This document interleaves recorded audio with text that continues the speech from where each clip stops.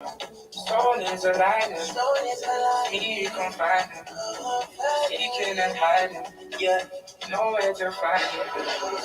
Go, who's knocking at my door? You don't need to call me, just go through. I don't really like to see our pretty face blues. Everyone really wants to do all the money and I would you wish still. Oh, girl, you're shining.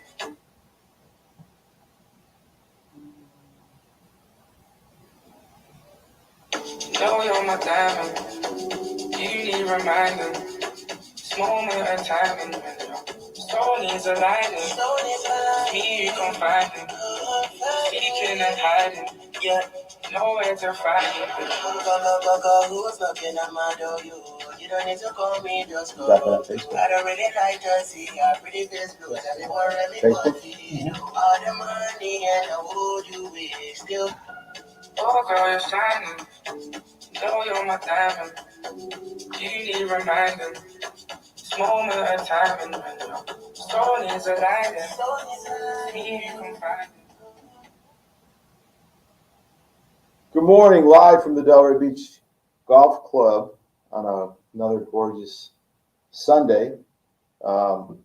It's the Salt&Pepper Sports Talk Show, sponsored by the Jacob Companies, a multifaceted construction firm that builds major athletic stadiums, venues, hotels, hospitals, schools, luxury homes, oceanfront homes. Don Perry also owns the Rick Ware Racing Team. So we appreciate their continued sponsorship, as well as Let's Go Golfwear, which we are styling this morning, Pepper. Yes, sir. I finally got my hat. Okay. And, it's a great feeling. Nice and airy. It's great for the weather. Spring, summer, or fall. And also water to the Queen of England, rest her soul, Hilden Water, which is our hometown segment. So yeah, man, lot to get caught up on. I know you had a rough day yesterday. It's worse than a rough day. I was flying out to I was supposed to fly out to go up to Troy, New York for the upstate New York Basketball Hall of Fame to see my teammate Roosevelt Bowie and good friend John Wallace and Leroy Witherspoon. But I showed up for my 11:40 flight at about 10:15, and we had a couple delays, flight delayed, engine problems, weather problems. I sat in the airport for 10 hours before they finally canceled my flight. And I wasn't able to get another flight out until later today. It would have been too late for the induction ceremony. So congratulations to Roosevelt, John Wallace, and Leroy Witherspoon. Sorry I couldn't be there. Circumstances was out of my control. Well, yeah, being stuck in an airport is right up there with some of the worst, especially for 10 hours. So worst experience. You sit on a tarmac on a plane for 2 hours, and not know where you're going, and then they tell you, well, we got to go back and fuel up and get a different route, knowing damn well you're not going anywhere. Just tell us then, the flight's canceled. Let's make other arrangements. So I'm excited about our guest today, Tobin Anderson. He originally, between his conference championship at FDU against Merrimack and the start of his,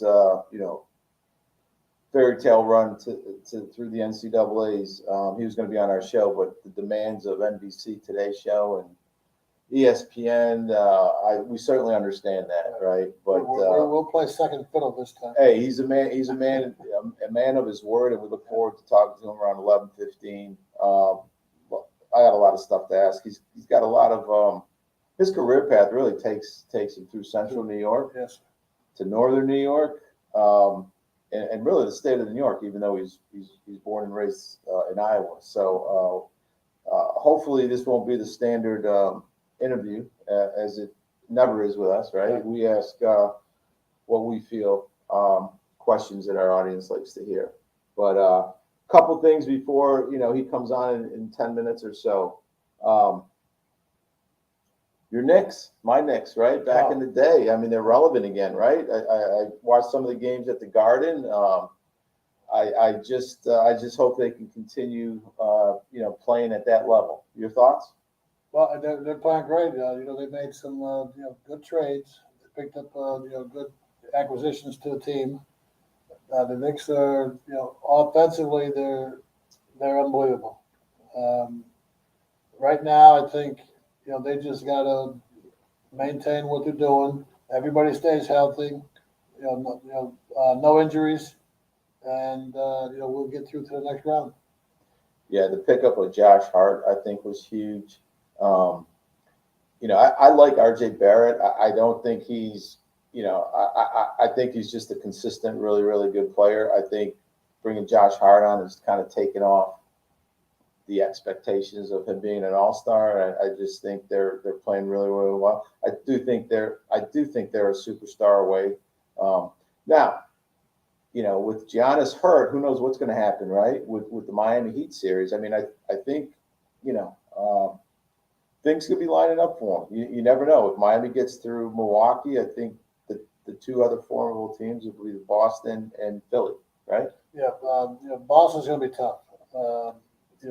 They play hard defense. They've got two of probably the best scorers in the country, and I should say in the NBA. And to stop these guys, it takes a lot, and hopefully defensively, they can prevail. But we're hoping that the Knicks will come through, and not wishing any bad luck on anybody, but injuries do happen. Sticking with the NBA, I don't know if you saw the comments that Phil Jackson made yesterday. He was on a podcast, but basically Phil Jackson said the wokeness is he doesn't watch the NBA because of it's become woke. He doesn't think politics should be involved in the NBA, and I tend to agree with him. But for him to come out and make that statement, I think is a story, and it's hard, man. He was talking about the sayings on the floor and the T-shirts and so forth. He was just saying it turned a lot of people off, and I think he's right. Well, I think he's 100% right. Politics shouldn't be in sports. It's supposed to be entertaining for the public. It's not geared to say the government's going to control what you can wear, what you can say, what you can do, and it's taken away a lot of especially the NBA. I really don't watch the NBA until playoff time, and even then, I usually only see part of a game or whatever. But some of the things that has gone on in the NBA with the sponsorship deals, what players say to the media as far as you're supposed to be a role model for young people and stuff like that, and you're setting a bad example with these ridiculous political policies. Yeah, I can even remember a few years ago when my dad was alive. He was a big Coach K fan at Duke, and this was after the George Floyd incident, and even the colleges went with the sayings and the banners, and my dad was turned off from that just simply with the connection with Coach K, West Point, and just bringing politics to the college level. Nobody kind of knew what the whole BLM thing was at the time. And then as you kind of dug into it, we now know, at least the organization didn't paint a very good picture relative to, the values and so forth and how the money was used. But, it even seeped into the college level. But yeah, Phil Jackson's got a point. Well, I don't care who you are or where you come from or whatever. I mean, opportunities are there. You have to be willing to take advantage of opportunities. Years ago, I'm from a family where my parents were grown up to be Arkansas pig farmers. They had values of working and earning a living and making sure that the kids had what they needed and was able to have the opportunities to be successful in life. And today, we're just too dependent on the government to take care of people, and it shouldn't be that way. And and right now, I think a lot of professional athletes should be on a situation where you want to be in a situation where you're saying you're hurting my people, you're killing my people. Well, you need to go to these communities and these neighborhoods and talk to our people and let them know that you're killing yourselves. There's more black on black crime than there is any other crime in the United States. And these athletes that are getting radical and going against everything that your parents did to make you successful should be out in these communities trying to help these young black kids. Hey, one last thing on the NBA playoffs. Draymond Green got suspended, and the whole kicking thing or whatnot. But my mind immediately goes back to Pistons Bulls, the Jordan rules, and what that playoff looks Right. like. Like, I mean, if the same rules applied back then, I mean, I think the Pistons would be team also, would have yeah, been suspended. yeah. So I get it. Well, the NBA's gotten soft over the years, and in basketball in general, the kids can't be touched. NBA players are even worse. They can't be touched. You get away with everything and anything that is illegal in the game, traveling, illegal screens and stuff. You're calling soft stuff, and that's why the NBA players today are a lot softer than they were years ago.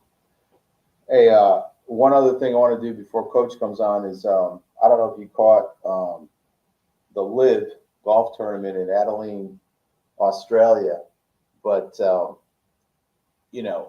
those of you that are, and I understand, I don't have an issue. You follow the PGA, you look at golf that way, but I got to tell you, man, and you got to be honest with yourself. When you turn the Zurich Invitational on, and then you watch this Live tournament, I showed you the hole in one by Brooks Koepka's brother Chase.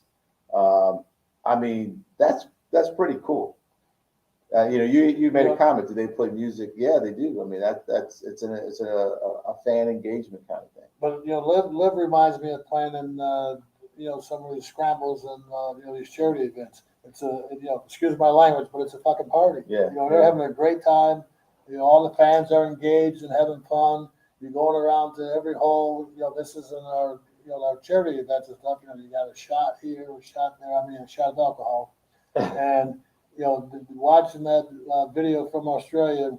I mean, the fans are throwing beer cups and beer cans all over the place. And, after they saw that hole in one, and everybody's having fun. Everybody's enjoying themselves, and that's what golf should be about. It's not about being quiet and holding your hands folded and not saying a word. It's about enjoying the sport and appreciating the athletes that are out there. It reminded me of the 16th at the Waste Management Open in Phoenix, which is arguably the top draw relative to attendance and so forth. And if there's similarities there, obviously people enjoy that, right, based on that. The other thing I wanted to talk about was, I know, are you a Yankees fan? I don't even know. I'm not really into baseball. I watch baseball, but I'm not,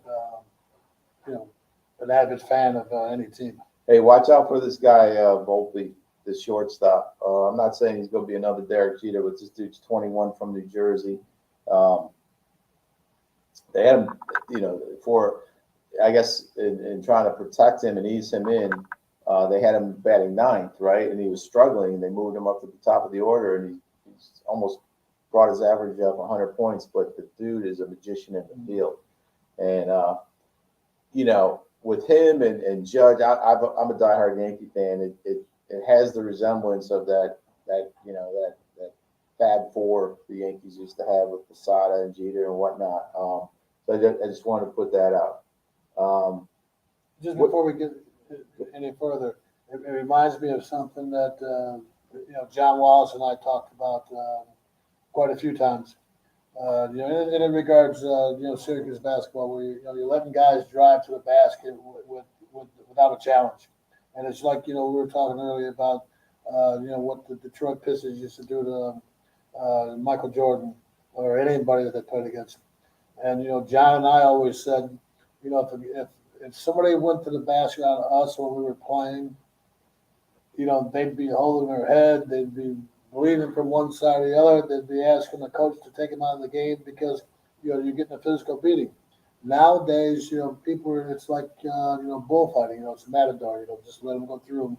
We don't want to get hit by the horns, or we don't want to draw that offensive foul. And, that's where, I'm saying that basketball has gotten a little soft on the NBA level, and we need to get all the political stuff out of the game and just, go back to playing the way the game should be played. Hey, speaking of Syracuse basketball, a lot of conversation about Adam Weitzman kind of pulling out, not bringing celebrities to the Dome, and I followed a lot of the comments and posts on that. What's your thoughts on that? Well, I think it's a big mistake. Syracuse is not going to be able to compete with other universities with the way the NIL is going. I know that, and I've talked to different people and stuff that Adam Wiseman was very compliant with Syracuse University's compliance department. He did everything to the book, and I don't understand why they don't want him there. And it's just a shame that when you have something good going, there's one or two people that don't like it or don't understand it, and it just goes by the wayside. And I think Adam Wiseman did a great thing for Syracuse over the years, and I wish him the best. And he's got a place down in Miami, so maybe he'll bring some support to the Canes. Yeah, I mean, it's there's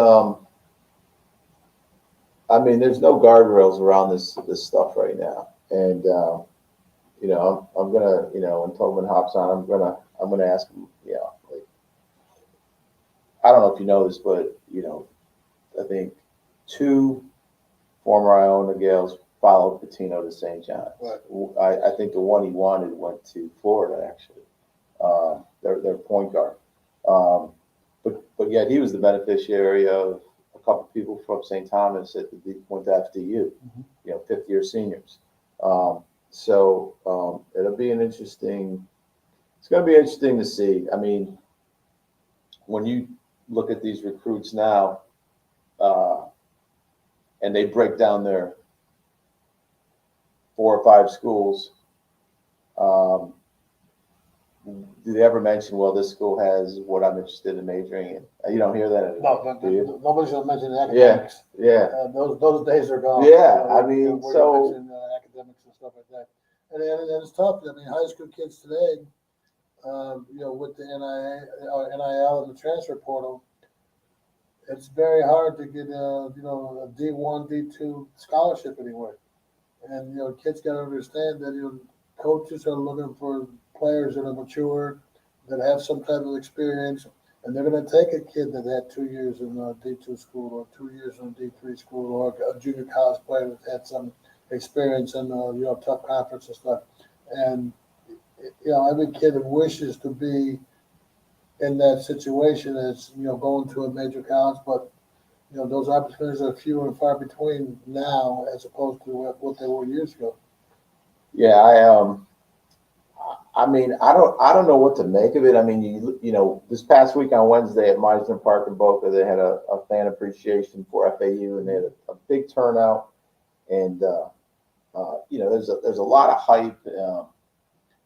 It's just that and the nil. And did you tell me that Dusty May had talked to you or Bernie and said something about that even before the end of the NCAA's that other schools were? Oh, they're after his players. Yeah. How about that? Oh yeah. There's no limits or no rules to, I'm going to say, poaching players from other teams during the season, after the season, whatever. I mean, coaches want a player, and they send their scouts out or their assistants out, and let's get this kid here next year. And with the NIL, these kids are going for the money, and it's a shame that it's gotten down to that. Yeah, I mean, at the end of the day, I mean, it's a pro business. It's getting to be, right. I mean, the big news down here on the women's side is the Cavender twins declined their 5th year of college basketball, and from the reports, they're going to sign some multi-million-dollar deal with the WWE. Oh, And okay. I think they have. And hey, Coach Anderson is on here. Let's get a golf cap. Coach, What's up, man? hey, Coach, how you doing? I'm doing good. How you doing? All right. We're doing great. Syracuse University legend Dale Shackelford, a.k.a. Pepper, and Potsdam State Eddie Jacob, a.k.a. Salt. And hey, this isn't going to be your normal interview, all right? We're in 10 countries. We just picked up Saudi Arabia, so we got a connection if you're looking to recruit in Saudi Arabia in the Middle East. If there's any 7-footers in Saudi Arabia, we'll do that. Then I got to find All out. right. Hey, we're not going to be the standard, ESPN question and answer here, but my big thing, you had 2 stints in the town of Potsdam, New York at Clarkson University, right? Yep. So my first question to you, Coach, would you leverage Sergi's on Market Street, the pizza rolls, to do a nil with your players if the nil was back then?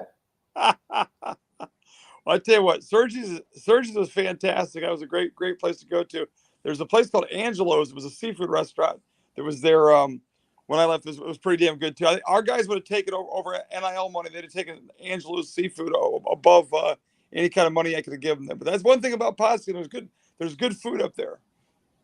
Yeah, I mean, just go ahead. No, I was just going to say, all the places that I was up in Potsdam, I'd have to take the Rusty Nail. No, I don't think that's way back. That's way back. We're going back 40 years, That's man. before your time, Were you Coach? born? I don't even know if you were born then. But hey, one of the things for me at least, I know Clarkson's history in basketball, and we know it's a hockey school and so forth. But I think during your time, both as an assistant and a head coach, you were 500 against Potsdam State, which to me says a lot. I don't know if you remember back then, but that's an accomplishment. I got to figure out I think we were maybe a little bit above 500 because we always played well in those games. We always played well, and they had good teams, like obviously with Jerry and that tradition. But then Bill Mitchell did a good job too. Bill gets a tough rap because he had to follow Jerry Welsh. You try to follow a guy who won all those games, all those championships, and that's not easy to do. So, but Bill had good teams, and I used to love those Clarkson Potsdam games, and St. Lawrence is pretty good too. So it's a big North Country rivalry up there, which I loved. Yeah, I mean, there's a lot of noteworthy basketball alums come from the North Country. Ricky Carlisle, we had Hal Cohen on our show. We've had, of course, Jerry and Timmy Welsh. But Dale and I, we're talking here. We feel a bond with you because even though you're born, raised in Iowa, right? A lot of your basketball career is in Central New York, Upstate New York, and Northern New York. So there's a lot of intersecting points there. Tell me about your time in Hamilton. That's where we both grew up, Utica, New York. Yep. Well, I loved it there, and I left Clarkson. I was there at Clarkson for 5 years, which was, I love being there and building a program. Obviously, the drives on Route 11 and the drives to Albany can wear you down. It's that can take years off your life. So going to Hamilton and following a guy like Tom Murphy. Tom Murphy was a legend there. Won 6 games, so it was a great, one of the best Division III programs in the country. They've been very successful. I was trying to get, my wife's from Kentucky, so she always wanted to go south. So I said, we're going from Potsdam to Hamilton. It's definitely south. But no, I loved it there. It was a great place. But my 2 kids were born there. Great school, great area, right off the thruway, which made it easy to recruit. And it was good. I mean, it was a great tradition. They expect to win. They want to win there. I had a lot of support, a lot of good people, and we won. We won there and did big things. And it was a good place to continue my D3 coaching career. So Dale and I both, the Salt&Pepper nickname came from playing at Utica Notre Dame. And I don't know if you know this, though, but Dale's senior year and my sophomore year, we took down DeMatha when they were number 1 in the country. At the Utica Auditorium.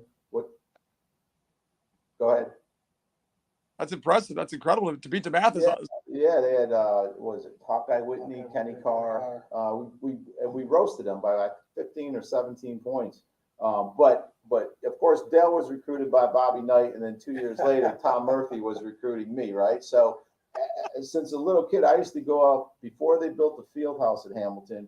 I remember the players at Hamilton. Of course, Cedric Oliver was a competitor of ours, but Kevin Grimmer was a teammate of mine. Right. He was an All-American there. Ronnie Evans from New Hartford played with us in the summer league. But the names that I ring a bell, and I don't know if you remember these, were Mark Badger, John Clawberg. These were players that I would go see when I was a little kid at Hamilton. So you're right; they were always ranked 2 or 3. Their academic rules, I guess, prohibited them for playing beyond a certain timeline, so they could never compete for the NCAA championship. This is going way back when Tom Murphy just started.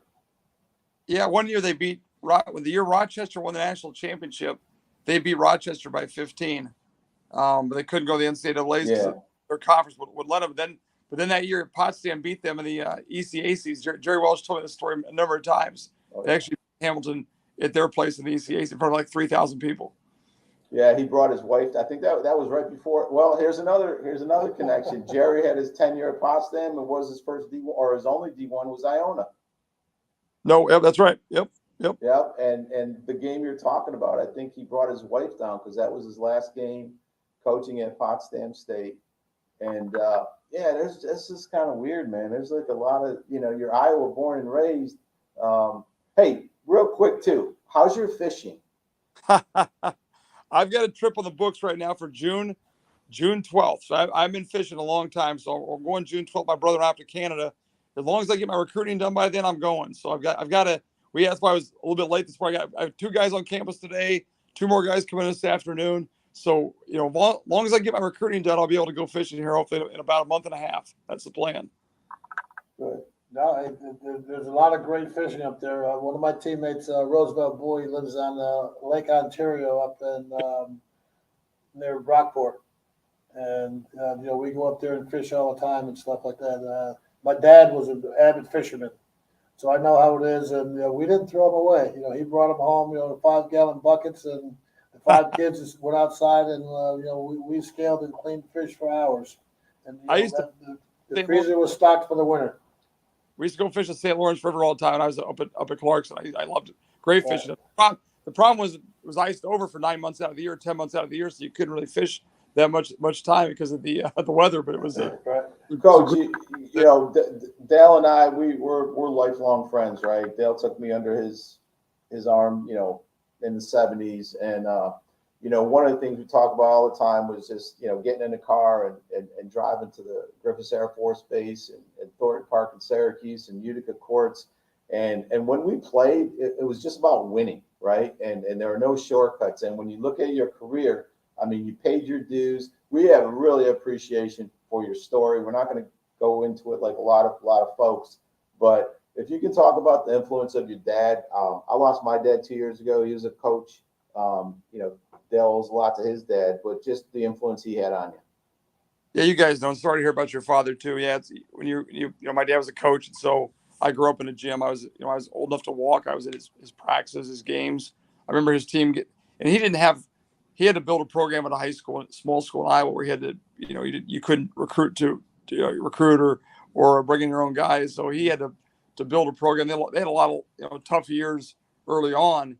And I'd be crying in the locker room. I was upset about the losses. And so I lived and died with his high school basketball team. And so my dad was always, I remember, he'd pick me up in the morning. We'd leave the house in the morning, pick up his players, drive to practice, go to school all day, go to practice in the afternoon. I mean, I was probably at an average of 2 practices a day most of my life, JV in the morning, varsity at night. So then I played for him. And when you play for your father, that's something special too, because it takes a relationship to a whole other level as far as like you're not just his father's son, but it's also coach player, and I love that. There were some hard moments, obviously, but I love playing for my father. So no, we were, and then he was a high school coach in Iowa, then he went to South Dakota. When I went to college, when I got the Hamilton job, he came back to Hamilton to be my assistant. He's my assistant for I think all 7 years, and so that was pretty special too. He retired at that point, and so we had a good time. And yeah, we were very, very close. And obviously he saw a lot of our success at St. Thomas Aquinas, but it would have been nice, to see what we did at FDU this year and being in Iona. But he's a big influence on me. And like a lot of the stuff I do coaching wise still comes from him as far as just the X and O part, but more the relationships and the way he treated his players, the way they were like a family to him and to our family. I still get a lot of that influence from him. Yeah, let's talk about your family. Your son's a good track runner, right? Yeah, he's a big crime, which I'm not sure how he's so fast. I'm one of the slowest people on earth. Got quick twitch muscles, but he's a big time cross country, miler, 2 miler, really good runner. He loves basketball and he played for a long time, but then he got into this running thing and had a lot of success. So he's doing that now, which is great. That's great. As long as he's happy, because I'll be perfectly honest with you, I've never been a runner. I hate running a mile. I hated running sprints, but I enjoyed running up and down the basketball court. One thing that is great for yourself and for Salt here that your dad's coached you at a young age and everything, and I've got a situation where my dad passed away when I was 14 years old. Oh man! And I was in 8th grade, and we were in the playoffs of our 8th grade championship. But prior to that, we had a couple games and everything, and I was I was a lot bigger than the other kids in our league. At 14 years old, I was 6'1". Wow! And it was a game against Ed's team, St. I was in the 6th Mary's grade. New York Mills. I had 4 points at halftime, and at the time, throughout the season, I was averaging close to 30 plus points a game. And my dad came in the locker room at halftime, and he said, "Son, get dressed. We're going home." And I said, "Dad, it's only halftime." He goes, "I don't care." He goes, "You're an embarrassment to me and your mother the way you're playing." He goes, "You're going home." And the coach says, "Excuse me, Mr. Shackelford, but we still have another half to play." He goes, "I don't care." He goes, "You coach my son." He goes, "I discipline my son. He's going home." So my dad made me get dressed, walk out of the locker room, through the gym, and out the front door in the snowstorm. And he says, "If you ever want to play this game again, you better go out and play as hard as you can all the time. You give 100% effort every time you're out there." And I'm crying, and I'm telling my dad, "Oh, I will." So he let me go back in, and there was only 6-minute quarters at that time. I had 4 points at halftime. I finished the game with 48. And that was the last time I ever took it for granted that I can just show up and it's going to happen. And that's one thing that my father didn't coach me, but he taught me a good lesson there, which carried throughout the rest of my life. Yeah, Utica, the CYO program back then in Utica had like 16, 18 teams. It was amazing, the athletes. And it was a kind of a feeder into Utica Notre Dame because they had the whole Catholic school vibe. But hey, Coach, just for the record too, when Coach Anderson from St. John's got fired on this show, we came out and we said, because Patino was Dale's assistant coach, his second year or third year or first year with Bayonne. We said he's going to St. John's, and we said Coach Tobin Anderson's going to Iona. So probably before anybody put that out there, we put it out there. So we had your back. I'm just letting you know. I appreciate that. I kind of saw the dominoes possibly falling that way too. I kind of knew that might happen as well. So you're not trying to think about it, but that's just kind of the way the world works for with college coaching. So I saw, he was going to either Georgetown or St. John's. I thought if he went to St. John's, that'd make it an easy transition. Yeah. That was your. What's that? It stopped. Are you there, Coach? Yeah, I'm here. You got me? He's there. You stopped on you. It's right here. He's on. Okay. Go ahead. He's good. No, I was just going to say that is your commute any shorter at Iona than it was at Philly Hooker School? Yeah, like you might be, like we're talking, you might be the smartest coach we know, but when you get, you advance your career without moving. That's pretty cool. It's pretty incredible because the last 5 years we were winning at St. Thomas, there'd be jobs open. My kids were like, "No, we're not going here. We're not going." They didn't want to move, So when I got the FTU job last year, we didn't tell the kids till like the second night. My wife said, "Let's tell them and just tell them we got a new job, and then don't tell them we're not moving." So we told them I got a new job. They both started. My daughter, who's in 8th grade now, started crying. My son was like shell shocked, and then we're like, "Hey, we're not moving," Well, then the Iona thing comes up the same thing. And it's like, well, we're not moving again. So they've been very happy the fact that we haven't had to move. And so my commute's about 35 minutes now. FTU is about 30 minutes, opposite direction. So it's kind of like not a whole lot of difference. I mean, I make 2 phone calls and I'm at work. So it's great because a lot of times when you get a new job, the moving, the selling your house, your kids have to go to a new school, your wife's got to, she's a teacher, she's got to go someplace else. That's the hardest part. So honestly, my family life has been very. My professional life has not been stable, but my family life is extremely stable.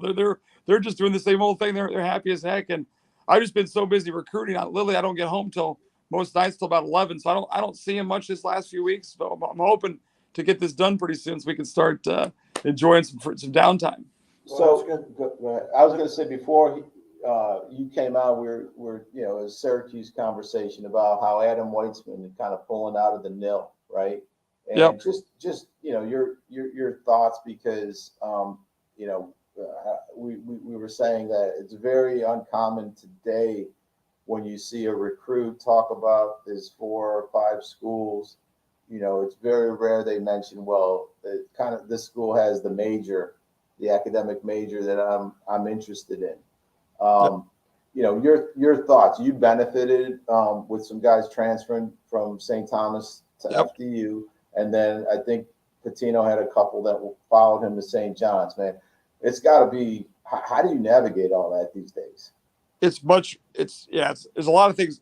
A lot of you're juggling a lot of things that are in the air. There's a lot of things you consider. And so, like what you just said, Ed, is so true. Is like you don't want them to just want the NIL money or the all that. You want it to be the fit, the school, the program, the success, place they can develop as a player, as a student. Like that's always been the most important thing.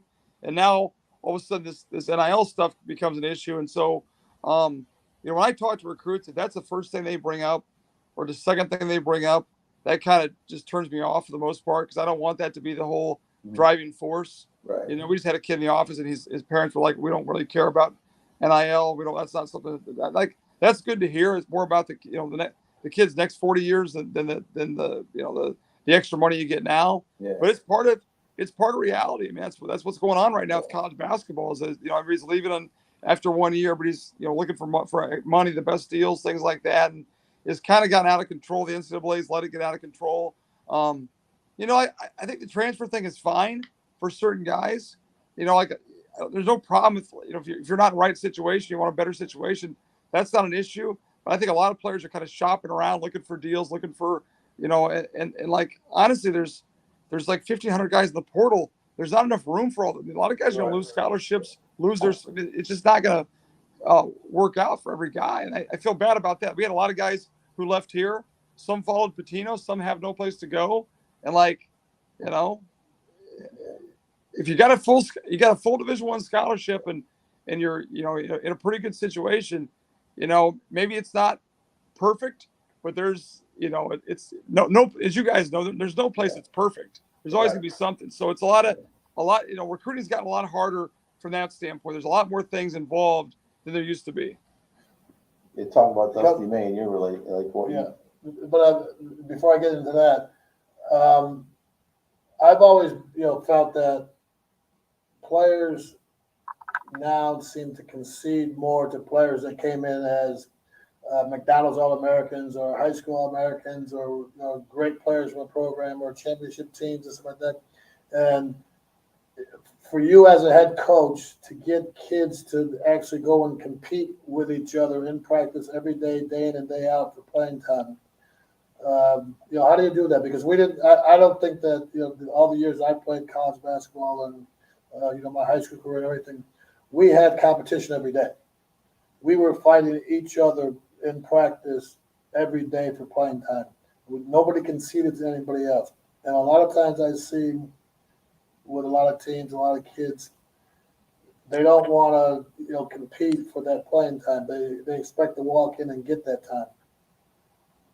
Well, so, I mean, I just think it's a good point, but the culture of your program's got to be competition, right? So it's like when I got the FDU job last year, it wasn't so much about X and O's and offensive schemes and stuff. We spent the whole first summer, Nick. You get the summertime now, you get June, July with your team.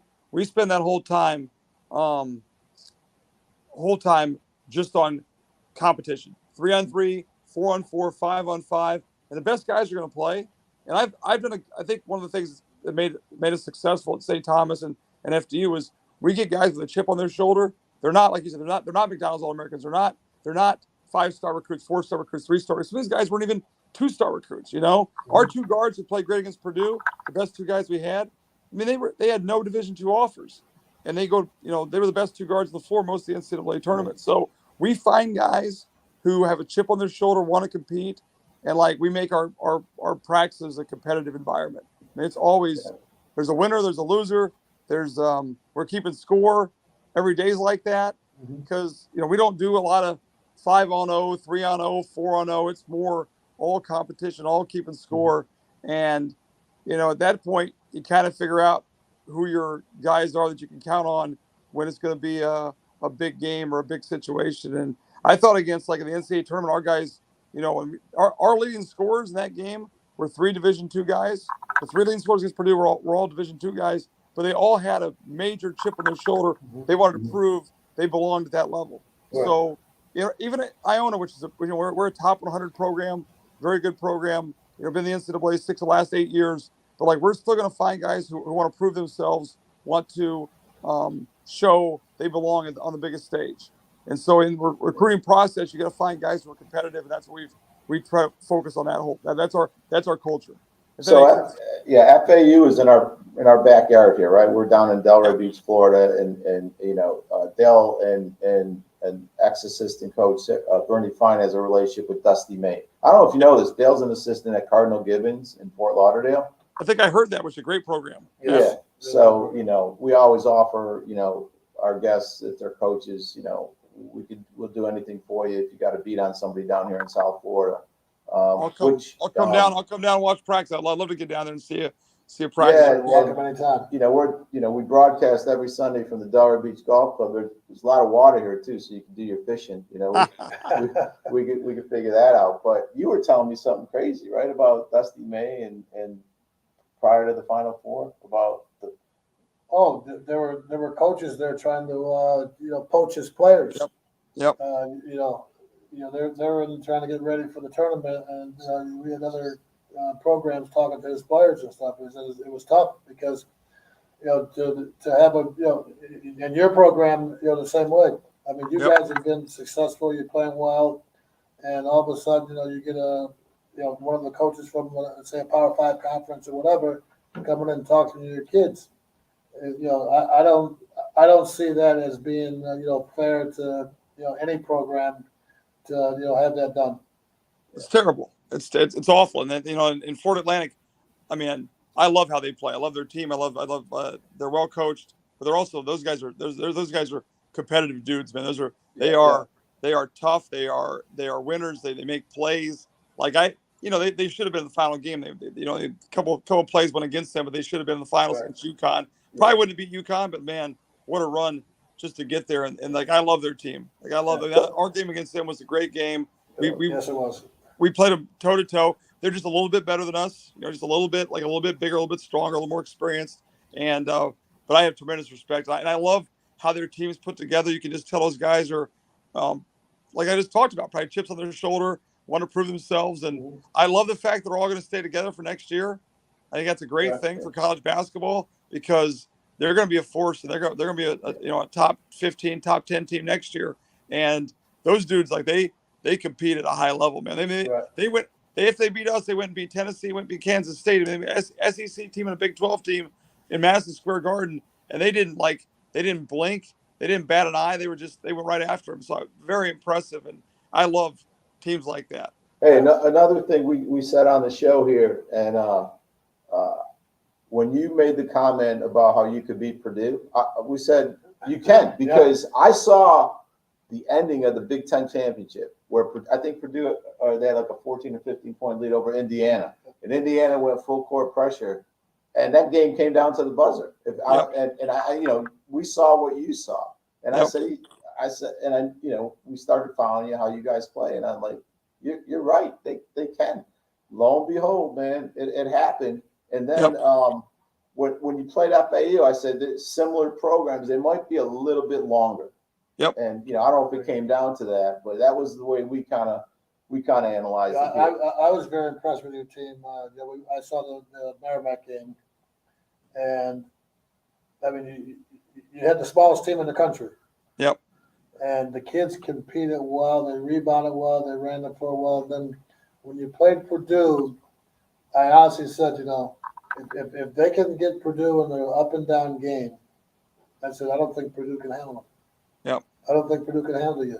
And I mean, to watch you play and to see the way your players play, I mean, it was excellent. Yeah. And we might, not to cut you short, but our coach at Cardinal Gibbons, our head coach Bill Mallon, he's very good friends with Dusty May. So we had our team at their practices 2 or 3 times a year during the season. And then we went to a few of their games, and I try to tell these kids, I said, if you're looking to play college basketball, you better start right now doing what these guys are doing. Every play, they move, they're running, they're getting to the spots. Every person on that team can pass the ball. Yep. So you Full can't speed. go out and be a one-dimensional player. You can't go out and stand in the corner looking for a shot. You got to keep moving and everything else. And I asked him, I said, watch. I told him after I saw the Merrimack game, I told him, I said, to watch after you in the Purdue game. I said, watch that game. I said, because you're going to see a small group of kids, young men, going against a bigger group of young men. And if they can't stay up and down and run up and down with these guys, Philly Dickinson's going to win that game. And, we were pulling for you all the way. I appreciate that. Yeah. That's, the Purdue, we there's certain teams that you don't want to play that, they kind of match how you are. Like we didn't want to play Houston or teams like that or Alabama, but Purdue was a better fit for us just style wise. So yeah, I think our quickness, our speed would cause them problems. We kind of saw that going into it for sure. Coach, one last question here, and you're a man of your word, and we appreciate it, we understand. But where are you with Iona? Like, where are you with some players? What to expect? That kind of stuff. Yeah, so obviously the tradition here is so good. Like you want to keep it going. You don't want to take a step back next year. We literally have one guy back from last year's team, one returner. So we got to get 12 new players. We've signed 5 so far that I love, and like we're very patient. Like we're not trying to. We're patient, but we're also a little sense of urgency too to find the right guys. So we've done. I was in Florida last week to see 2 guys, and we've been out and about. Guys been on campus, so we're putting together a roster that we hope to compete for a MAC championship next year. To do that, you got to kind of wait on some bigger guys, some guys that are probably higher level guys, and see what happens with them. And we believe by the time we get to hopefully middle of May, we'll have a roster in place that has a chance to have a very good team next year, a very good season next year. But it's a work in progress right now, to be honest with you. We're still putting the whole thing together. We're being patient. There's a lot of guys we can take that would just fill the roster. We're trying to take the right guys. And like we talked about already, the competitive guys, tough guys like Florida Atlantic has, guys that we had at FDU, want to compete, want to play hard, want to win at a high level. So we're being very, very, not so much patient, but just like we're trying to find the right guys. And I got a great staff. And, right now, all I've done, I've been on the job for about a month. All I've done is recruit. I don't do much else besides that. Like, so that's all we're, hopefully one of these days we'll get the work. I mean, my boxes are still in my office are still packed up. I have nothing on my walls at all. I have nothing. I'm not even sure I know my way around the campus yet. All we've done is just recruit and get guys on campus, and I got a whole bunch of people here. The president's helping me out. The AD's helping me out. The business departments. We're putting things in place, but it's a work in progress. But we feel like we'll be able to keep this tradition going. And the one thing about Iona, they've been to 6 of the 8 last NCAA tournaments. They've not won a game in the NCAA tournament.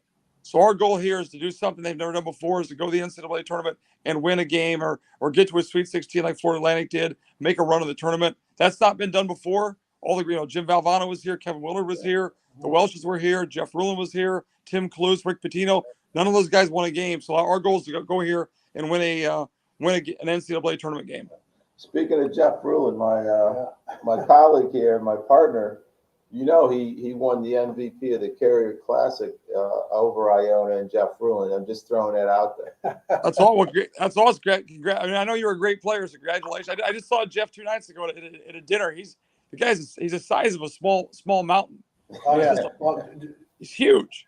Jeff and I played together. Yeah. Yeah. Jeff and I played together on the ECAC All-Star team. We toured Yugoslavia. Oh, wow.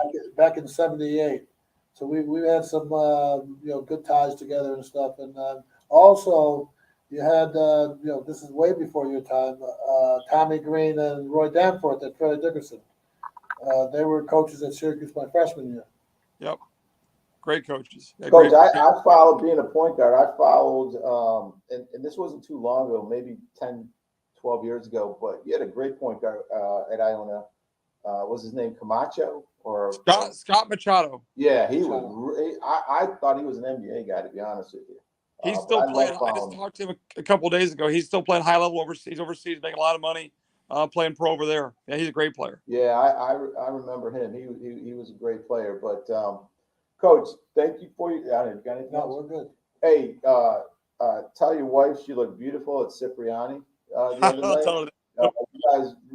You guys are styling now. You got the whole New York Metro vibe going on. You're a man of your word. Everything well deserved. We're grinders. No shortcuts to success. You exemplify that. Anything we can do right in South Florida, if it's fishing, whatever, we're here for you. Awesome, fellas. I'll take you up on that. I'll be down there at some point. Anytime you want me on again in the fall, or when the season's going, let me know. I'll get on there again. We'd love to have you, Coach. We appreciate your time today. Thanks All a right, lot, man. thanks. All the best to you and your family. Appreciate you too, guys. Thanks a lot. Appreciate that. Hopefully we'll talk soon. All right, take care. Take care. Great interview, man. Good guy. Oh yeah, excellent. I mean, those are the guys that you really root for. And it's amazing that he's come through upstate New York, central New York, and basically all the stops. You and I have someone that's connected to that program at one time or another. Yeah, I mean, you don't want to ask them the same basic stuff, but what I wanted to know, and it's easy for us to find out, but when he was an assistant at Lemoyne, if Buddy Evans' son was the coach, Right. that would be that would be interesting to find out. But I mean, arguably it was the top story, right? So far this year. But he's a true leader. Clearly, the way he comes up, you could tell why players want to play for him. Oh yes, for sure. Are you trying to check it out? Yeah, just look at it right quick as I can. What else is going on? We got about 7 minutes left. How you want to end this? Well, I'm gonna end the day with us with another shot of tequila, but we've got to. Why don't we talk about this? What and nothing's finalized yet, but it looks like in August, either the first or second week in August, we're going to do our second annual Salt&Pepper Sports Talk Show charity event. All right. Last year, we had a golf tournament at the Palm Beach Par 3, beautiful on the ocean. This year, we're going to do an 18-hole event here at the Delray Beach Golf Club, combined with a charity pickleball tournament on the same day at the Delray Beach Tennis Center. We don't have the exact date, but it'll be a golf and pickleball charity event in Delray Beach. The pickleballers will finish and come here to the golf club, and we will have food and awards and all that kind of stuff. So that's something to look out for. We'll obviously provide more information, and Dale and I are looking into starting actually our own foundation called the 1033 Salt&Pepper 1033 Foundation, and more on that. Coach Bob said, great interview. We'd like to talk about things that the basic ESPN stuff. Yeah, doesn't follow. And also, if anybody's looking to do any type of advertising with us, please don't hesitate to contact us. We've got about 20 more shows to go. We have a package for the last 20 shows. We have a package for 4 or 5 shows combined, or we have a package for just one show. So, contact us. We'll get you on the show. We'll get you on the air. We're on 4 major platforms: Facebook, Instagram, YouTube, and LinkedIn. We're also in 10 countries. Ed just said today we just picked up Saudi Arabia, and we're in all 50 states. And we have about close to 900 to 1,000 views every week. So come on and join us. Be part of the Salt and Pepper Sports Talk Show. Also, look forward to our golf and pickleball event. We'll be advertising that soon, so hopefully we can get some of our friends down from New York and Central New York or Northern United States to come down and enjoy a nice couple days in Florida. And with that, again, we think it's a great show. Continue to watch us, continue to share this. It allows us to, get in, people like Tobin Anderson, who arguably to this point has is the top story in sports, in our opinion, for 2023. So we appreciate the following. Share what we do. It just helps us to continue to bring on, great guests. And fortunately or unfortunately, my flight was canceled last night, so I'm able to be in the studio with my co-host Salt, which is a lot better than us trying to stream in while I'm driving in the car up to Troy, New York. All right, man. We're gonna probably play golf on Tuesday this week. Yeah, I'm looking forward to something it. like that. I need to get out. My tan's faded a little bit. I haven't been out in the sun, in a couple of weeks, so I got to get out there and swing the clubs. A lot of charity events coming up in July, August, and September. So I got to get my swing ready. Just looking at the forecast. It's that time of year, man. Showers come and go, but we should be okay this week. We should be okay. It's a beautiful day today. Hey, thanks for tuning in, and we will see you next Sunday.